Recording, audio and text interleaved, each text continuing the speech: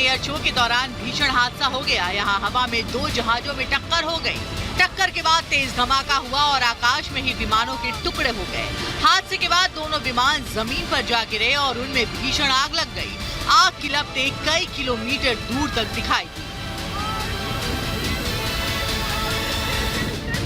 दरअसल दूसरे विश्व युद्ध की याद में अमेरिकी वायुसेना ने एक एयर शो का आयोजन किया था। इसी एयर शो में करतब दिखाते हुए 2 विमानों की टक्कर हो गई। एयर शो में एयरफोर्स के विंटेज विमान हिस्सा ले रहे थे। इस भयानक हादसे की लाइव तस्वीरें कैमरे में कैद हो गईं, जिसमें दिखाया जा रहा है कि एक बड़ा विमान हवा में उड़ रहा है। इस विमान की रफ्तार और चाल दोनों सामान्य दिख रहे हैं। इसी दौरान एक छोटा विमान काफी ऊंचाई से तेजी से नीचे आता दिखता है। ऐसा लगता है जैसे कोई रॉकेट या मिसाइल अपने टारगेट की तरफ बढ़ रहा है। छोटा विमान रॉकेट की तरह आकर बड़े विमान के ऊपर से टक्कर मारता है। टक्कर के बाद हवा में बड़े विमान के 2 टुकड़े हो जाते हैं। दोनों विमानों का मलबा सीधे जमीन पर गिरता है।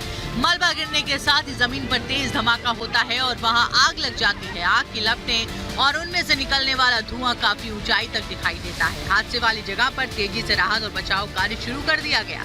दमकल और एम्बुलेंस की कई गाड़ियां कुछ ही मिनटों में हादसे वाली जगह पहुंच गई। हादसे के वक्त सैकड़ों लोग इसकी तस्वीर बना रहे थे, जो अब सोशल मीडिया पर वायरल हो गई है। यह हादसा डलास एयरपोर्ट के पास हुआ। प्लेन टकराने की घटना के बाद इलाके में अफरा तफरी मच गई। घटना के बाद डलास एयरपोर्ट पर प्लेन्स की आवाजाही पर भी असर पड़ा। हादसे की जांच अमेरिका की सरकारी एजेंसी ने शुरू कर दी है।